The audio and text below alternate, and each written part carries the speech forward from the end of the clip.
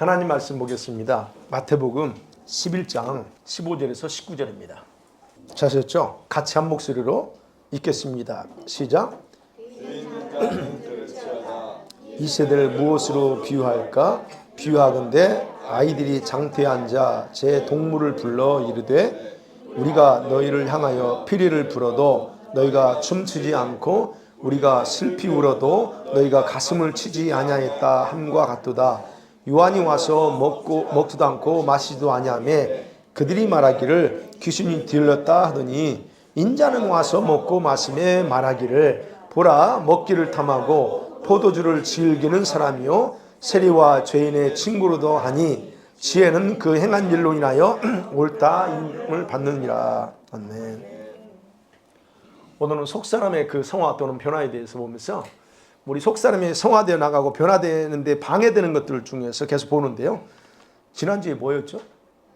연약함. 네. 연약함 이거였죠. 오늘은 우리의 무지함과 무관심에 대해서 한번 보려고 합니다. 우리가 어느 부분에서 깨어있지만 어느 부분에서 굉장히 아직도 깨어있지 않고 또 무지한 것, 아는 것도 있지만 아직도 알아야 될 것들이 많지만 알지 못하는 게 더 많다는 거. 그러면서도 우리 안에 열정이 있고 또 뜨겁게 또 깊은 애정을 가지고 추구해야 되는데 그러지 못한 무관심의 그런 모습들이 우리 안에 있습니다. 이런 것들이 사실은 많이 방해되고 있는데 그걸 살펴보려고 합니다. 여러분 어떠세요? 우리 신앙생활하면서 여러분은 하나님 말씀을 얼마나 많이 알고 있습니까? 거의 다 잘 알죠? 성경은 기본적으로 다 읽으니까 아마 스토리상은 다 알 겁니다. 근데 그 내용을 아는 게 중요한 게 아니고 그 속에 담겨진 영적인 비밀과 영적인 하나님의 그 지식이 뭐냐는 것을 아는 게 중요하죠. 근데 그런 부분에서 우리가 무지함이 참 많아요. 우리 실제 삶 속에서 여러분과 실제로 그렇죠. 배우지 않는 영역에서 관심 분야가 아닌 것에 대해서는 여러분 전혀 모르잖아요. 예, 그런 것처럼 그게 다 대부분 다 동일합니다. 그렇다고 그걸 모른다고 해서 우리가 생활하거나 우리 살아가는데 아무 지장은 없습니다. 그러니까 다 알 필요는 없어요. 그러면서 어떤 건 생활하면서 배우면 되는 거고 또 하나씩 익혀가면 됩니다. 그런데 반드시 우리 신앙인들이 알고 있어야 될 부분, 그 부분에 대해서 모르고 있다는 것이 사실 이게 심각하다는 겁니다. 이런 경우는 배우지 않아가지고 그럴 수도 있고요. 아니면 무관심 때문에 알 필요를 느끼지 못해서 지금까지 그냥 우리는 모르고 올 수도 있습니다. 그래서 무지와 무관심 이 두 단어를 생각하는데요. 여기서 무자가 뭐예요? 무엇인가 없다는 거잖아요. 그죠? 그러면 무지라고 하는 건 뭐냐면 지식적으로 반드시 알고 있어야 될 것을 알지 못하는 것이 무지고요.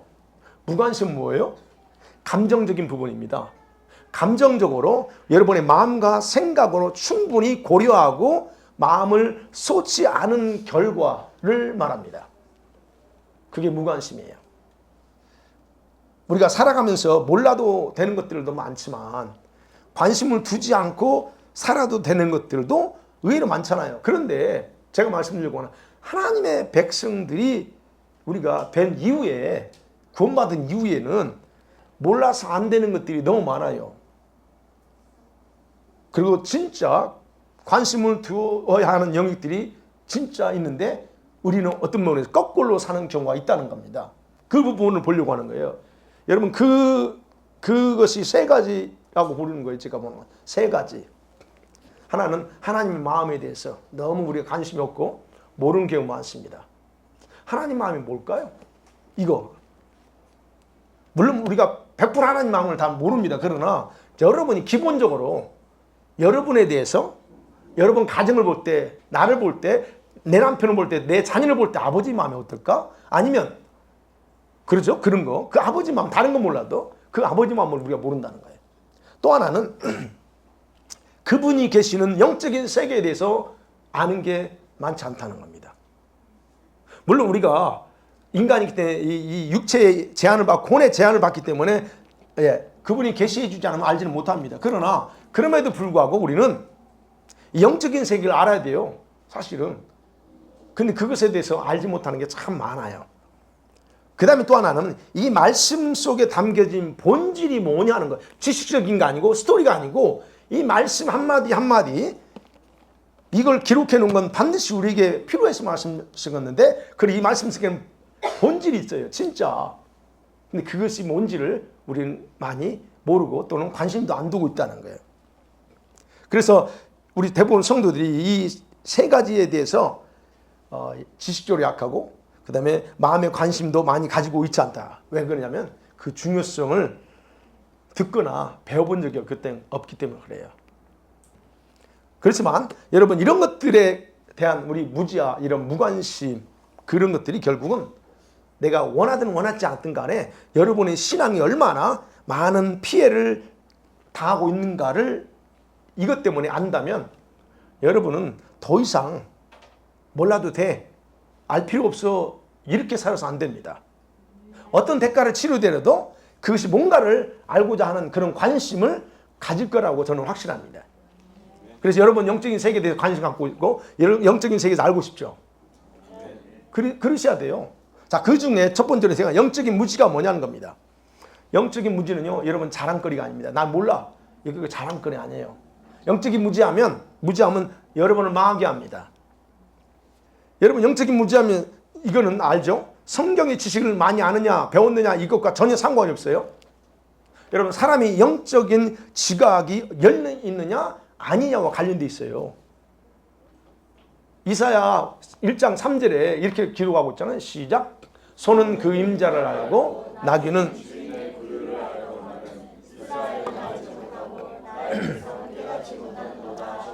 예, 소는 자기 임자를 알아요. 알아봐요. 근데 하나님의 백성들은 자기 주님을, 자기 아버지를 어떤 분이 모른다는 거예요.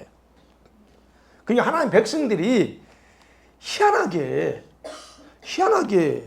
아버지 마음 영적인 세계 무지하다는 게 이게 참 슬픈 현실이거든요. 여러분들이 영적인 세계에 대해서 얘기하면 이상하게 생각하거나 아니면 저거 잘못된 거 아니야? 라고 그렇게 반응하시는 분은 여기 안 오겠지만 의외로 이런 분들이 많다는 거예요. 그래서 누가 어떤 그 간증을 하게 되면 그 간증에 대해서 신빙성에 대해서 우리가 이런 반응을 하는 게 참 안타깝다는 거예요. 그런데 자기 형상대로 창조된 우리 인간이 자기를 창조한 하나님 모른다. 이게 지금 얘기하는 거고요. 그러면서 예레미야 5장 4절에서도 이렇게 말하고 있어요. 같이 볼게요. 시작. 내가 말하기를 이 무리는 비천하고 어리석은 것뿐이라 여호와의 길 자기 하나님의 법을 알지 못하니. 하나님의 자녀라고 말하면서 그분이 알려준 길 그분의 법을 알지 못하고 자기 생각대로 살아간다는 거예요. 예레미야 때에 지금 그걸 탄식하는 겁니다. 내 백성이 내가 알려준 길 모르고 한다. 이게 참 안타까운 부분인데 그런데 이런 하나님의 자녀들이 하나님 마음도 알고 법도 알고 있다고 말하기를 주저하지 않는다. 내가 왜 하나님 몰라? 내가 왜 하나님 마음을 몰라? 라고 여러분 말고 이 예레미야 당시 사람들이 그랬다는 거예요. 나 알고 있어. 우리 알고 있어. 이렇게 말합니다. 그런데 정작 하나님은 그렇게 받아들이지 않아요. 너는 막 무지한 거야. 그거 받아들이지 않습니다. 바로 이게 영적인 무지함이라는 거예요. 영적인 무지함. 여러분 무지하면 용감하다나 그러죠. 알지 못하면 용감합니다. 그때가 좋아요. 모르고 해야 그렇지. 그때 용감합니다. 근데 이 말이 조금 더 풀어보면 무엇이든지 자기가 기준에 대해서 옳다고 여기는 대로 행하게 된다는 거야. 모르니까. 내가 생각해도 모르니까 난 그걸 해버려요. 근데 주님의 눈을 개혁한 너는 무지해서 그런 거야 라고 얘기한다는 거예요. 여러분 잘 알죠? 창세기 6장에서 보면 사람들이 사람의 모습 속에 발견되는 게 뭐였어요? 자기 생각이 주님의 눈에는 굉장히 악하고 패역했어요. 그런데 자기들은 그렇게 생각하지 않는 그 모습이 6장에 나오잖아요. 그래서 주님은 그들을 다 홍수 심판하는 겁니다. 그때 당시에 홍수 심판 전에 그 모습이 무지함의 최악의 상태를 그대로 보여주는 거예요. 근데 이 시대가 지금 그러고 있습니다. 이 시대가 바로 이런 무지의 극치를 다루고 있어요. 세상 사람 말고 예수 믿는 하나님의 자녀가 됐던 사람들이요. 이런 사람들이 극치를 다루고 있다는 거예요. 그래서 성경에서는 여러분 무지함과 관련되는 구절들이 많이 있어요. 근데 그 중에서 예레미야 5장 20절하고 21절에 좀 더 구체적으로 표현되어 있어요. 시작. 너는 이것을 어리석고 지각이 없으며 눈이 있어도 보지 못하며 귀가 있어도 듣지 못하는 백성이여 이것을 들을지어다. 예, 눈이 있긴 있어. 예, 귀가 있긴 있습니다. 그런데 전혀 못 알아보고 듣지도 못한다는 거예요. 이게 무지하다는 거예요. 어떤 성도는 감사하게 우리 이제 신앙의 성도들을 만나보면 어떤 성도들은 신령한 것에 대한 사모함을 가지고 있어요. 근데 희한하게 어떤 사람은 그런 것에 대해 전혀 관심을 두지 않는 경우도 있습니다. 여러분 어느 쪽이세요? 사모하는 쪽이에요? 아니면 사모해 가는 쪽이에요? 사모하는 쪽이에요? 아니면 그저 지금은 이제 사모하죠. 사모하셔야 돼요. 그런데 그러지 않는 사람이 있단 말이에요. 또 어떤 성도는 자신이 원하지 않았어. 원하지 않았는데 하나님의 은혜가 주어지면서 그냥 알게 되는 것도 있죠. 야, 왜 나한테는 안 줄까? 근데 우리 집사님한테는 주시네. 왜 그럴까요? 이 모든 것이 전적인 하나님의 은혜입니다. 이거는 전적인 하나님 은혜예요.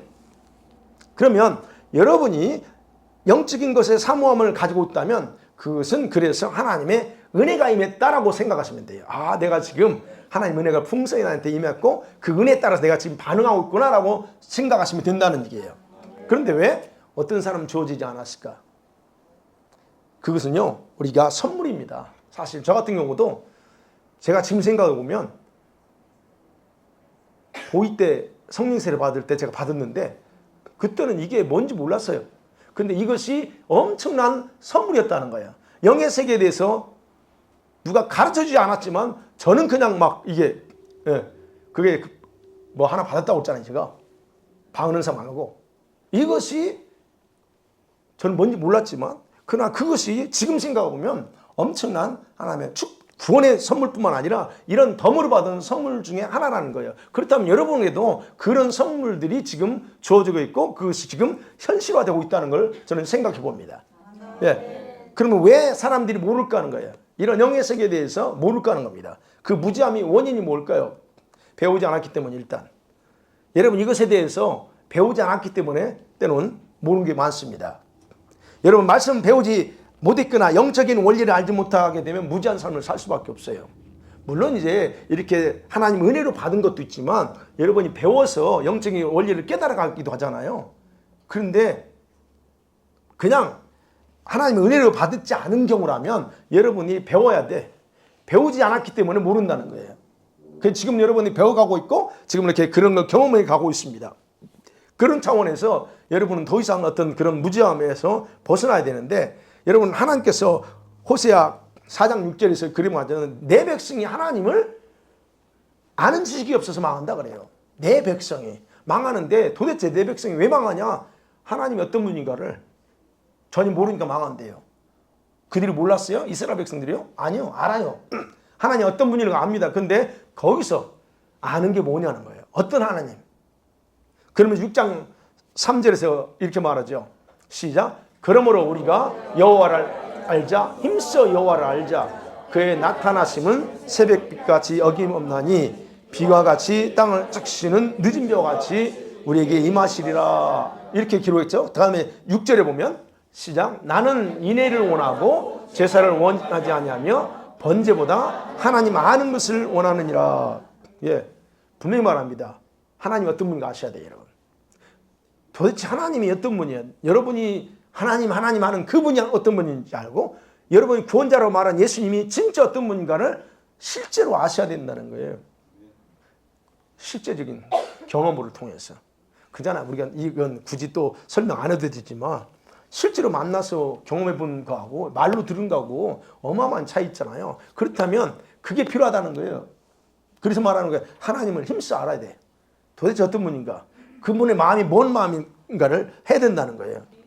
그래서 말씀을 알지 못하면 그분을 경험하지 못하면 우리는 무지에서 벗어나지 못한다는 거예요.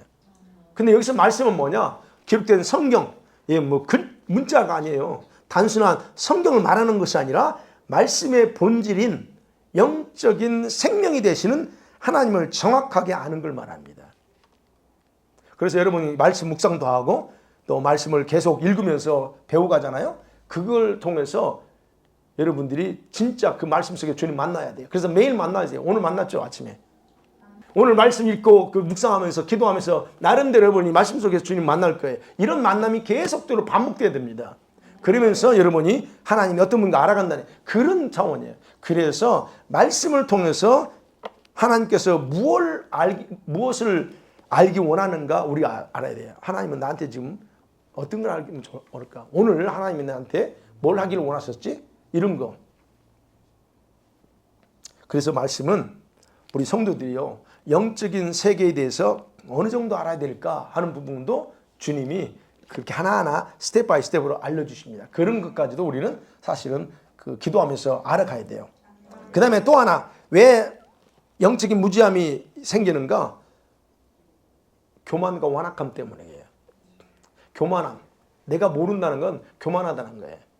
난 교만하지 않은데. 아니, 내면에 교만해. 완악함이에요, 그거. 아까 늘 말씀드린 어느 누가 교만하다고 생각해요? 안 하죠. 나같이 겸손한 사람이 어디 있어? 우리 이렇게 생각한단 말이에요. 근데 여러분, 우리 내면에 어떤 교만이 있는가 아셔야 된다는 거예요. 여러분, 내면에 교만함과 완악함이 어떤 상태인지. 여러분, 교만함과 완악한 마음이 지배를 받게 되면 여러분이 생각에서 그대로 나와요. 망령된 생각이 나오고 계획이 흘러나와요, 여기 속에서. 그럼 무슨 말이에요? 내 속에 내가 뿌려놨잖아. 교만, 완악함을 가지고 있잖아. 그러면 그것이 자동으로 거기서 열매가 나오는 거예요. 그러니까 내 속에, 여러분 속에 무엇을 두었느냐? 즉 그것을 마음에 심었기 때문에 그 결과 어떤 게 나온다는 얘기예요. 그러니까 여러분이 뭘 생각하는지 잘 보시고 그 다음에 뭘 말하는가를 보시고 이거 보셔야 된다. 근데 우리는 계속적으로 우리가 기도하고 말씀으로 여러분 스스로를 관리하기 때문에 많이 이제 정화되고 했지만 그래서 이 기본적인 그렇다는 거예요. 나의 내면에 교만과 완악함이 있으면 여러분의 엉뚱한 생각합니다. 그걸 우리는 은혜가 떨어져서 그래. 그렇게 표현하죠. 은혜가 떨어지니까 저 엉뚱한 생각. 옛날 본성 나오고 그러잖아요. 본성대로. 이것들이 나올 때 내가 뭐가 문제 있구나 아셔야 돼요. 여러분 그렇지 않아요? 남자들 같은 경우는 더 쉴 거야. 막 일하면서 운전하면서 막 씩씩거리고 막 그런 상황 오죠. 그러면 이게 올라오죠. 남자만 그러는 거 아니겠지? 운전하는 여자분, 저 집사님도 권사님도 그러겠죠. 그게 쑥쑥 올라와 그냥. 그게 처리가 되지 않는 상황이 있기 때문에 올라오는 거예요. 그건 뭔 말이에요? 은혜가 안 될 때는 그래 내가. 그러는데 어느 순간에 올라. 그러면 내가 뭘 봐야 돼? 아이고 이 은혜가 이게 덜하는구나. 그러니까 그 뿌리가 본성에 올라오는 이걸 보셔야 되거든요. 여러분 그렇기 때문에 내 속에 있는 게 그대로 올라올 수밖에 없다는 거예요. 그런 예가 역대하 16장에 보면 유다의 아사왕이 나옵니다. 아사왕에 대한 생애가 기록되어 있거든요. 근데요, 아사왕은 유다 왕 중에서 시작은 진짜 좋았다가 마지막이 비참하게 끝난 사람 중에 한 사람이에요. 아사왕. 아사왕이 왕이 된 초기에는 정말 하나님 말씀에 따라 명령 따라 시작을 했어요. 그래서 하나님께서 그렇게 시작한 게 얼마나 예뻐. 그러니까 하나님이 대내외적으로 엄청난 축복을 줘서 왕이 된 이후에 35년 동안 태평을 이룹니다. 전쟁도 없어. 다 막아줘 버린 하나님이. 그런데 36년째에 그에게 이상한 변화가 일어납니다. 36년 되는 때에. 그에게 일어난 변화는 갑자기 일어난 게 아니에요. 무슨 말이냐면 오랜 시간 동안 축복을 누리는 과정에서 그의 내면에서 시작됐다는 얘기예요. 여러분 사람들의 변화, 여러분이 변화되는 건요. 갑자기 막 그 믿음이 좋았다가 변하는 거는 갑자기 일어나는 게 아닙니다. 무슨 말이냐면 이미 내면에서 무엇인가에 의해서 내가 공격을 받았다는 거예요. 아사왕이 유다가 태평함을 누리게 된 것이 처음에는 하나님 시작했다가 35년 정도 잘 되니까 뭐가 오냐면 내가 잘해서 이렇게 나아간 거거든요. 그러니까 태평함을 누리게 된 것은 자신이 하나님의 말씀과 명령 따라 행한 결과로 주신 복임을 잊어버리고 뭘 해요? 내가 차츰 내가 정치력과 외교 능력 때문에 이렇게 안정하고 평화를 누리는 거라고 착각하면서 교만을 서서 허용하기 시작한 겁니다. 그러자 하나님이 그렇게 하면 안 되니까, 그러자 하나님이 그의 내면의 그 정체를 드러내기 위해서 북이스라엘 왕 바사를 통해서 치도록 합니다. 전쟁을 하도록 합니다. 그러자 여기서 아사가 어떤 행동을 하냐? 그전에는 하나님께 그랬어요. 선지자한테 물어보고 어떻게 할까? 하나님께 물어보고 했어요. 그런데 여기서 아사 왕은 곧바로 선지자에게 물어보지 않습니다. 그게 문제라는 거예요. 초기에는 그랬다가 서서히 자기가 나가니까 내면에서 문제가 있는 거예요. 그러니까 어떻게 하냐면 이웃나라 다메섹 왕한테 수많은 돈을 갖다 주면서 도움을 청해요. 야, 군대 좀 데리고 와서 저 바사 좀 쫓아내줘. 그렇게 합니다. 그러자 그것에 대해서 당시 선지자였던 하나니가 아사에게 와서 이렇게 선언합니다. 책망합니다. 당신이 그렇게 한 것은 하나님이 여호와를 의지하지 않은 행위입니다. 그리고 하나님의 눈에 그건 망령된 그런 행동입니다라고 심하게 책망을 합니다. 그러니까 왕이 거기서 겸손하게 받아들이면 좋은데 이미 그의 내면에는 자기가 이게 들어가니까 교만이라고 했잖아요. 교만이 자리 잡으니까는 듣지 않습니다. 듣지 않고 어떻게 해요? 왕이 분노하면서 선지자 하나니를 감옥에 가둬버립니다. 몇 년 전까지만 해도 겸손하게 거기 끄덕끄덕했는데 지금 안 그래. 갑자기 돌변한 거예요. 갑자기 왜 그랬는가 아니에요. 그리고 동시에 그에 대해서 충언을 하는 백성들이 있었어. 왕이 그렇게 안 됩니다. 그런데 그들을 다 학대하고 굉장히 오늘을 쓰면 감옥에 집어넣거나 이런 학대를 해버립니다. 이렇게 되자 하나님은 3년 후인 39년, 그가 왕이 된 39년 내에 발에 병이 드는데 죽을 병이야. 어떤 병인지 모르겠어요. 의학적으로. 위독한 병에 들게 합니다. 그래서 돌이키게 하려고 그거 보고 돌이키게 하려는데 그는 돌아서지 않고 이제는 성경에 보니까 의사들에게만 의지합니다. 하나님께, 이건 하나님으로 돈 병이기 때문에 하나님께 물어보고 해야 되는데 하나님께 물어보지 않습니다. 그리고 의사들에게 약 처방만 받고 갑니다. 그러자 끝내 하나님께 손을 내밀지 않아요. 절대로 하나님 손 내밀지 않았어요. 그리고 2년 후에 41년에 죽어버립니다. 자, 여기서 하나님과 선포하는 왕이여 그건 망령되게 행동한 겁니다 라고 하는 그 말이 무슨 말이냐는 거예요. 망령되고 히브리 언어 원래 의미는 어리석다는 얘기예요. 참 왕이 어리석은 행동을 했습니다 그렇거든요. 근데 이 단어는 지식적인 어리석음 이상의 어떤 도덕적인 영적인 무지를 뜻하는 단어입니다. 몇 년 전까지만 해도 그는 무지하지 않았어요. 하나님이 의지하고 하나님 말씀대로 순종하면서 이런 많은 축복을 받았습니다. 그런데 어느 순간에 자기 안에 그 교만과 완악함의 그를 그냥 허용해 버리면서 그런 무지 이런 것들. 그래서 하나님의 뜻을 헤아리지 못하고 사람을 의지함으로 인해서 영적인 무지를 또다시 드러내면서 그런 식으로 그는 망했습니다. 하나니가 여러분 아사가 이것 때문에 전쟁에 있을 거라고 선언하거든요. 전쟁이 있을 겁니다. 결국 하나님의 형벌이 그때부터 말을 듣지 않는 그때부터 시작됐다는 걸 알려줘요. 여러분 영적인 무지는 우리의 삶을 죄와 어리석음에 빠지게 하고 그 동시에 하나님의 눈을 우리에게서 떠나게 만드는 그런 행위라는 거예요. 그것 가지고 하나님은 아니, 그만큼 중요합니다.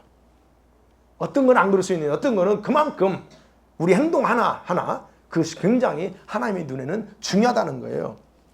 제가 목회자로서 과거의 삶을 돌아보면 참 부끄러웠던 그런 순간들이 참 많았어요. 내가 어떻게 그랬을까?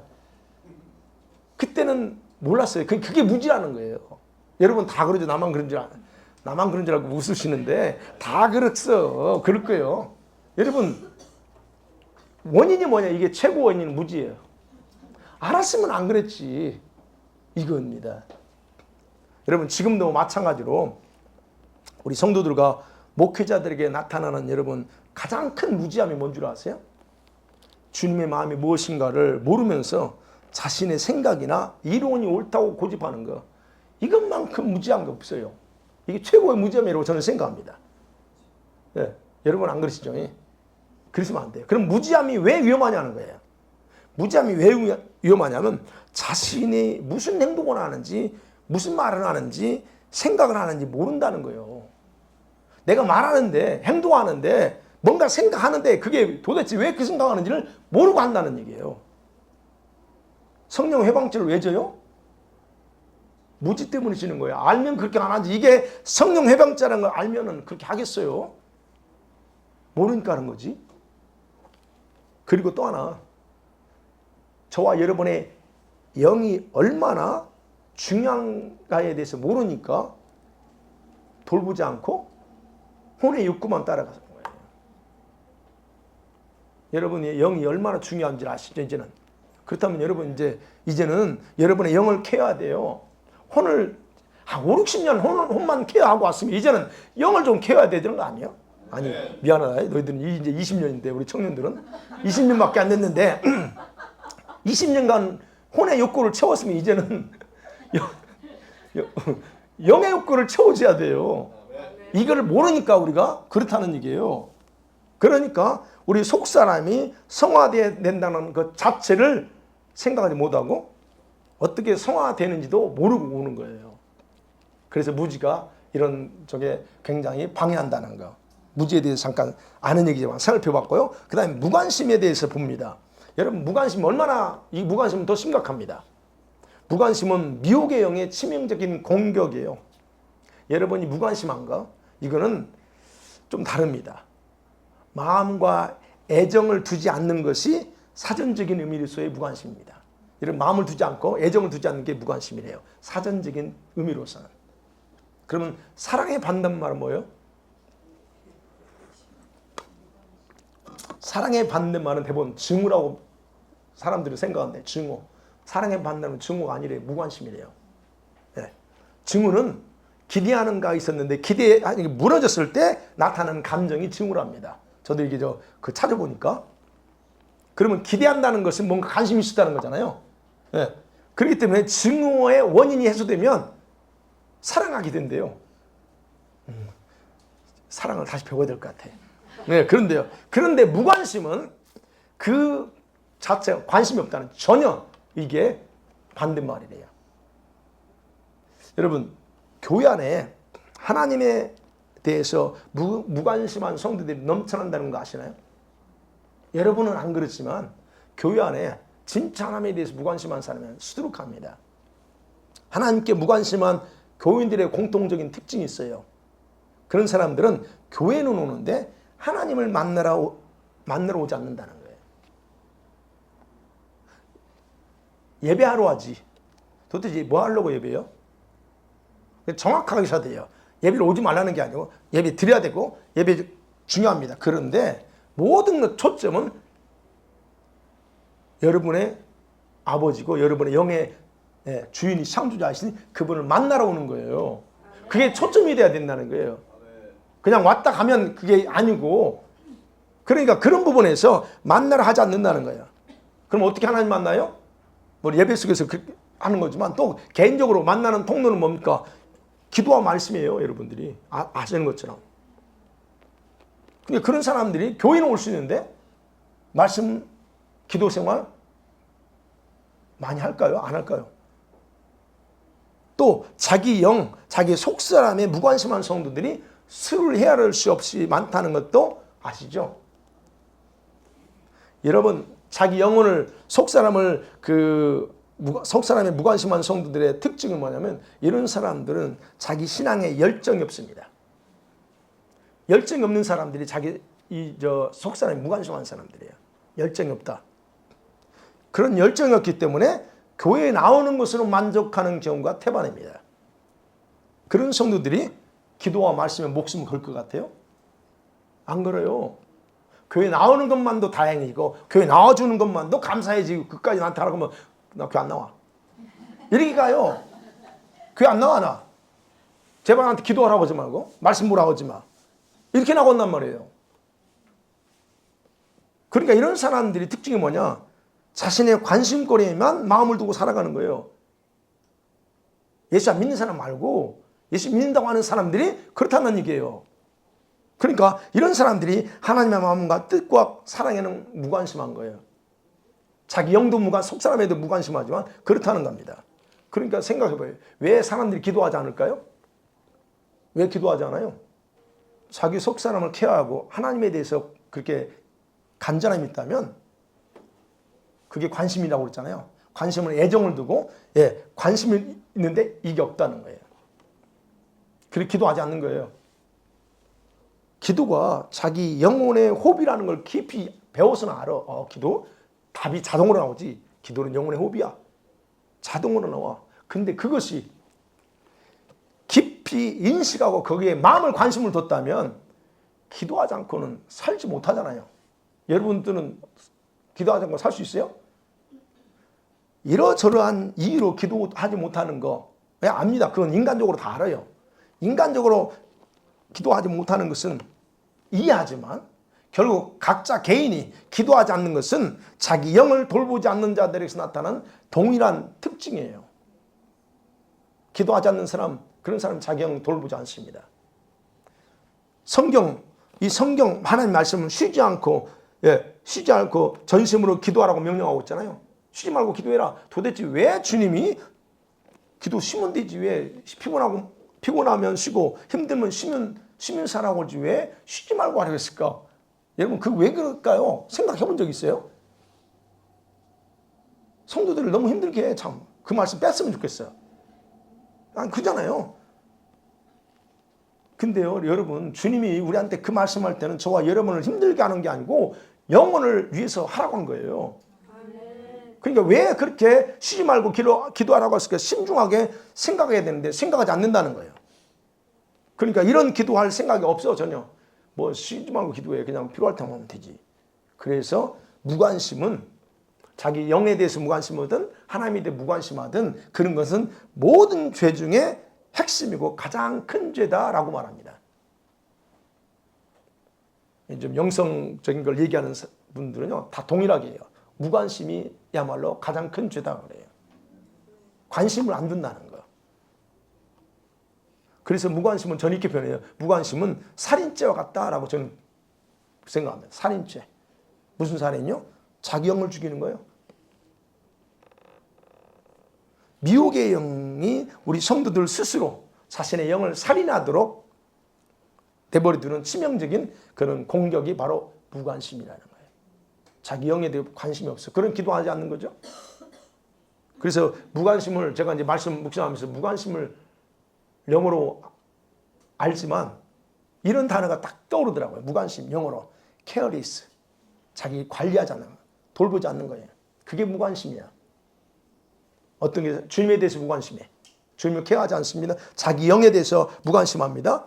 영적인 것에게도 무관심하고 아니면 이웃을 돌보지 않는 거 이런 것 자체가 다 무관심이에요. 케어리스예요. 그게 죄라는 거예요. 여러분 이기주의가 뭐죠? 이기주의. 우리 다 아는 얘기입니다. 이기주의. 여러분 이기주의는 그잖아요. 자기의 관심사 외에는 자기 마음을 두지 않는 게잖아요. 내가 관심 있는 건 외에는 관심 안 둬. 그게 이기주의예요. 물론 모든 거 다 이기주의가 있지만 우리 성경에서 말하는 이기주의 뭐냐 그거예요. 그 이기주의가 절대로 좋은 거 아닙니다. 보세요. 그렇게 살다가 지옥에 간 인물이 등장합니다. 성경에. 부자와 나사로에서 나오는지.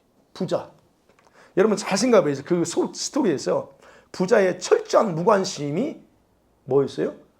거지 나사로가 집 앞 문 앞에서 지금 그러고 있는데 관심 안 둬요. 관심이 없어. 자기에게만 관심이 있어요. 그런 무관심과 회개하지 않는 삶이 결국 그를 지옥에 떨어뜨린 거거든요. 부자가 하나님 몰랐을까요? 그들은 유대인이기 때문에 적어도 하나님은 압니다. 모르는 게 아니었어요. 단지 그 부자는 하나님과 말씀과 자신의 영혼 그리고 가난한 자에 대해서 관심이 없었다는 거예요. 부자는 거지 나사로를 핍박하지 않았어요. 괴롭히지는 않았습니다. 쫓아내지는 않았어요. 왜 내가 우리 집 앞에서 그러니? 쫓아내지도 않았습니다. 모욕하지도 않고요. 근데 나사로, 거지 나사로의 필요에 대해서는 전혀 관심이 없었다는 거예요. 그러니까 부자에게 가난한 이웃을 돕고 섬기라고 보내준 나사로.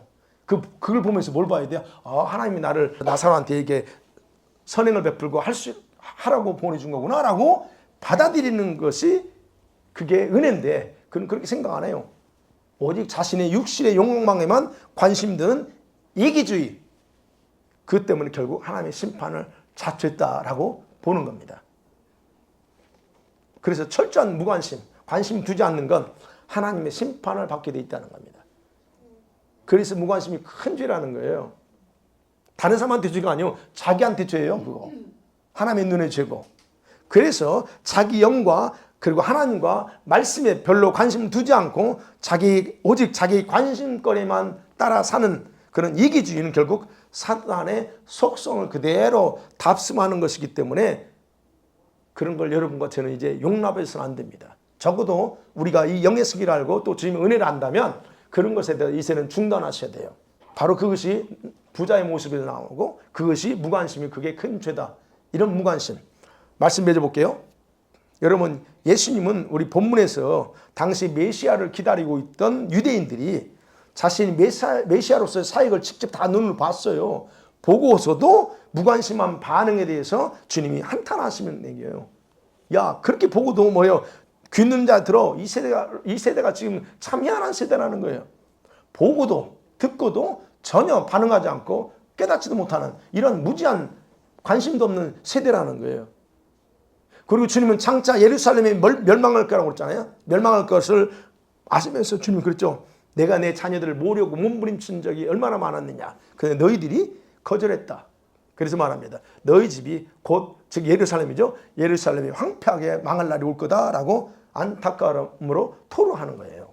그게 바로 그들의 무관심과 무지함의 결과를 주님이 얘기하는 겁니다. 그래서 무관심과 결국은 무지함은 멸망을 자초하는 그런 어떤 별로 좋지 않는 거지만 그런 걸 결과로 나온다는 거예요. 자, 우리가 하나님의 특별한 은혜를 통해서 영의 세계를 알았어요. 그리고 저와 여러분의 영이 왜 중요한지도 알고 그리고 영이 깨어있어야 되는 것도 알고 산다는 것은 그 어떤 것과도 바꿀 수 없는 축복적인 축복입니다. 그러면 지금은 저와 여러분의 속사람이 거룩함으로 성화되어서 주님을 맞이할 신부로 준비되어 가는 과정에 있어요.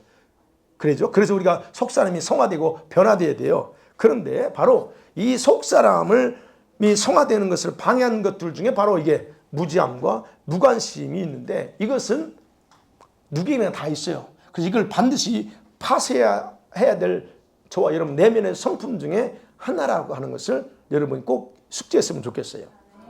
여러분은 그러면 여러분의 영의 상태가 보여요? 여러분의 영의 상태가 잘 보입니까? 영이 무엇을 필요로 하는지 인식하고 있어요? 여러분 기도를 꽤 한 분들은 이건 다 알고 있어야 돼요. 이제 기도한 지 얼마 안 된 분들은 모를 수도 있지만 아니 미안합니다. 기도하는 분들도 또 알 수 있는데 기도를 여러분 이 정도는 알고 있어야 돼. 그리고 여러분의 영으로 하여금 속에서 더 적극적으로 여러분의 혼을 향하여서 반응하며 움직이도록 훈련하셔야 됩니다. 훈련하셔야 돼요. 그래서 이제는 여러분의 영을 더 사랑하고 관심을 가져야 될 때예요. 여러분의 영에 대해서. 여러분 관심 갖는다. 관심에는 세 단계가 있는데 그 중에 하나는 염려 단계예요. 염려.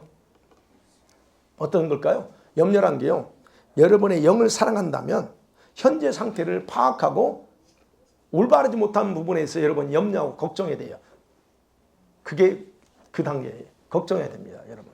여러분의 영을 다른 사람 말고 여러분의 영의 상태를 걱정해야 된다는 거예요. 그리고 여러분의 영을 위해서 무엇인가 꼭 필요한 것을 해줘야 돼요. 그게 첫 번째예요. 두 번째가 여러분의 영이 알았어. 아, 이거구나. 그 다음에 여러분의 영에게 뭔가 배려해 줘야 됩니다. 좀 좋은 말로 배려해 주셨어요. 뭐냐면 여러분의 영이 필요가 무엇인가 파악됐어요. 그렇다면 말씀과 기도를 통해서 채워주게 돼 있다는 그게 배려라는 거예요. 내 영이 지금 갈급해 목말라 하면 물을 먹여줘야지. 그게 배려라는 거예요. 근데 그것에 대해서 전혀 관심 안 둔다. 이건 문제예요. 그래서 혼의 욕구에만 민감하면서 영을 배려하지 않으면 영은 성장하지 못하는 거예요. 그러니까 여전히 여러분의 영은 어린아이에서 벗어날 수가 없다는 거예요. 그게 배려입니다. 마지막 단계가 격려라고 합니다. 격려. 그게 뭔 말이에요? 여러분의 영을 향하여서 말씀으로 선포하면서 또는 명령하기도 하고 격려하면서 위로해 줘야 됩니다. 이런 과정을 통해서 여러분의 영의 움직임이 밖으로 흘러나오는 것을 느끼도록 해야 돼요. 이게 무슨 말이에요? 여러분의 영을 한테 외치라는 거예요. 말씀을 선포해. 내 영혼아 깨울지다. 스스로 여러분한테 외쳐야 돼요. 혼자 할 때 같이 이렇게 할 때 말고 여러분 혼자 기도할 때 있죠. 집에서든 기도할 때 여러분 영을 향해서 외쳐요. 내 영혼아 깨울지어다. 내 영혼아 여호와를 찬양하라. 시편에 나오잖아요. 내 영혼아 여호와를 찬양하라. 그러면서 그걸 외치면서 내 영을 그때 이제 여러분이 방언을 들어가면서 할 수도 있고요. 영혼아 잠잠하라. 아니면 영혼아 여러분의 영의 상태를 느끼면서 여러분 영이 눌려있어. 그러면 자유하라고 선포해야 되고 그런 걸 하셔야 된다는 거예요. 영이 눌려있어. 그럼 담대하라고 선포해야 돼. 영혼아. 이제 좀 그렇지. 나 혼자 얘기하려니까 너 왜 그래? 담대해. 왜 겁먹고 있어? 아니 스스로 얘기하는 거예요. 내 영한테 담대해. 너는 혼자가 아니야. 이렇게 자기에게 자기 영한테 그렇게 해줘야 돼요. 그것은 여러분에게 달려 있습니다. 이건 누가 못해요. 저는 이거를 이게 시편 말씀 있잖아요. 그런 걸 자꾸 저 영한테 선포하면서 잠잠하라 깨어라. 너 뭐하니 요즘? 너 여기 졸고 있어. 내가 알아요. 여러분 혼이 압니다. 내 영이 이 속에 있는 영을 알잖아요. 그러면 요즘 네 정신 차려 마. 이제 혼자 하는 거예요. 정신 차려. 그거를 해야만이 그게 바로 마지막 단계. 여러분이 영을 그렇게 해줘요. 그래야 여러분의 영의 움직임이 밖으로 흘러나와. 하세요. 자, 우리 모두 그래서 반드시 속사람의 성화를 이루어야 됩니다. 아멘. 그래서 거룩한 신부로서 하나가 돼야죠. 우리 모두가. 그래서 한 사람도 이 거룩한 신부로서 준비되어 나가는 낙오자가 없기를 주님을 간절히 소원합니다. 아멘.